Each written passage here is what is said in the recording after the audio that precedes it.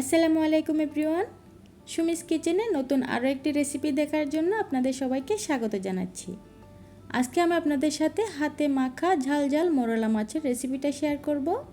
আশা করি আপনাদের কাছে ভালো লাগবে। চলুন তাহলে আমরা রেসিপিতে চলে যাই। একটা ফ্রাই প্যানে আমি নিয়ে নিচ্ছি 1 কাপ পরিমাণ পেঁয়াজ কুচি, তারপর এর মধ্যে দিয়ে দিচ্ছি 1 টেবিল চামচ পরিমাণ রসুন বাটা, দিয়ে দিচ্ছি স্বাদ মতো লবণ, তারপরে দিয়ে দিচ্ছি 2 চা চামচ পরিমাণ লাল মরিচের গুঁড়া, দিয়ে দিচ্ছি 1 চা চামচ পরিমাণ হলুদের গুঁড়া, দিয়ে দিচ্ছি 1 চা চামচ পরিমাণ ধনিয়ার গুঁড়া আর 1 চা চামচ পরিমাণ জিরার গুঁড়া। তারপর সব মশলাকে একসাথে ভালো করে হাত দিয়ে মেখে নিচ্ছি।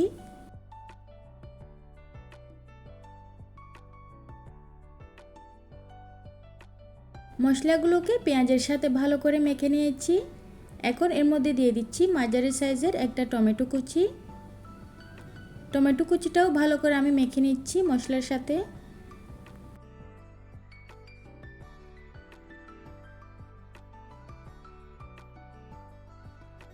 মেখে নেওয়া হয়ে গেলে এখন এর মধ্যে আমি দিয়ে দিচ্ছি 1 কেজি পরিমাণ মলা মাছ। মাছগুলোকে আমি ভালো করে ধুয়ে পরিষ্কার করে নিয়েছি। তারপর আবারও মশলার সাথে মাছগুলোকে ভালো করে আলতো হাতে মেখে নিচ্ছি। মেখে নিতে নিতে আপনাদের কাছে একটা রিকোয়েস্ট করতেছি, যারা এই ভিডিওটা দেখতেছেন তারা প্লিজ একটি করে লাইক দিয়ে দিবেন, আর যারা আমার চ্যানেলে নতুন এসেছেন তারা আমার চ্যানেলটি সাবস্ক্রাইব করে আমার সাথেই থাকবেন, আর যারা অলরেডি সাবস্ক্রাইব করেছেন তাদেরকে অসংখ্য অসংখ্য ধন্যবাদ। মাছগুলোকে আমি ভালো করে মেখে নিয়েছি, আর আমি এখানে 1/3 কাপ পরিমাণ সরিষার তেলও দিয়েছিলাম, সেটা ভুলবশত স্কিপ হয়ে গিয়েছে। আপনারা এখানে 1/3 কাপ পরিমাণ সরিষার তেল দিয়ে দিবেন। আর এখানে আমি হাতটা ধুয়ে 1 কাপ পরিমাণ পানি দিয়ে দিলাম। তারপর চুলায় বসিয়ে হাই হিটে রান্না করে নিচ্ছি 5 মিনিটের জন্য। প্রায় 5 মিনিট পর আমি ফিরে আসলাম।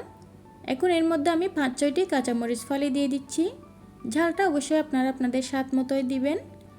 তারপর হালকা হাতে একটু নেড়ে চেড়ে দিচ্ছি।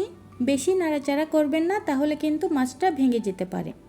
এখন ঢাকা দিয়ে ঢেকে চুলা মিডিয়াম হিটে রেখে আমি রান্না করে নিচ্ছি আরও 5 মিনিটের জন্য। মিডিয়াম হিটে 5 মিনিট রান্না করে নেওয়ার পর আমি ফিরে আসলাম। এখন আমার মাছ রান্নাটা হয়ে গিয়েছে।